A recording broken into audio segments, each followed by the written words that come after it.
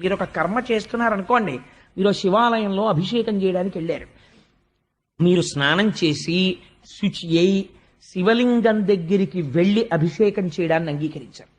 మీరు ఇంత స్నానం చేసి సంధ్యావందనం చేసుకుని శివాలయంలోకి వెళ్ళి అయ్యా నేను అభిషేకం చేసుకుంటానండి అన్నారు అనుకోండి, కుదరదయా. నా రుద్రో రుద్రమర్చయేత్, నువ్వు ముందు శివుడవైతే శివాభిషేకం చెయ్యొచ్చు, అందుకుని కూర్చో అని మహన్యాసం చెప్తారు. తల దగ్గర నుంచి పాదముల వరకు ఈశ్వరుణ్ణి తీసుకొచ్చి మీ యందు న్యాసం చేస్తారు. మహన్యాసం జరిగిన తర్వాత మీరు అభిషేకం చెయ్యాలి. అభిషేకం చేసేటప్పుడు కూడా అనేక నియమాలు ఉన్నాయి. శివలింగం మీద పువ్వు బోర్లించకుండా అభిషేకం చెయ్యకూడదు. పువ్వు బోర్లించి అభిషేకం చేశావు, ప్రారంభమునందు పొడి విభూతితో మొదలెట్టాలి, అంచమునందు గంధోదకంతో పూర్తి చెయ్యాలి.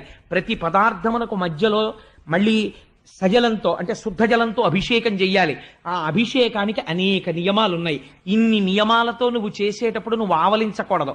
నీ శరీరంలో ఎటువైపు నుంచి వాయువు బయటికి వెళ్ళకూడదు, నువ్వు దగ్గకూడదు, తుమ్మకూడదు. నువ్వు అభిషేకం చేస్తూ మధ్యలో ఎవరితో నా లౌకిక సంభాషణ చేస్తే ఇప్పటి వరకు నువ్వు చేసినటువంటి పుణ్యం వాళ్ళ ఖాతాలో వేస్తారు, నీకు మళ్ళీ జీరోకి వస్తుంది. కాబట్టి నువ్వు స్నానం చెయ్యాలి, లేకపోతే కుడి చెవు మీద చెయ్యేసుకుని మళ్ళీ చెయ్యాలి. ఇన్ని అల్లర్లు ఉన్నాయి.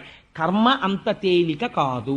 కాబట్టి నీకేమవుతోంది, నువ్వు చేసి నీకు వస్తుందని అనుకున్నదంతా నీకు వచ్చిందో లేదో తెలియదు.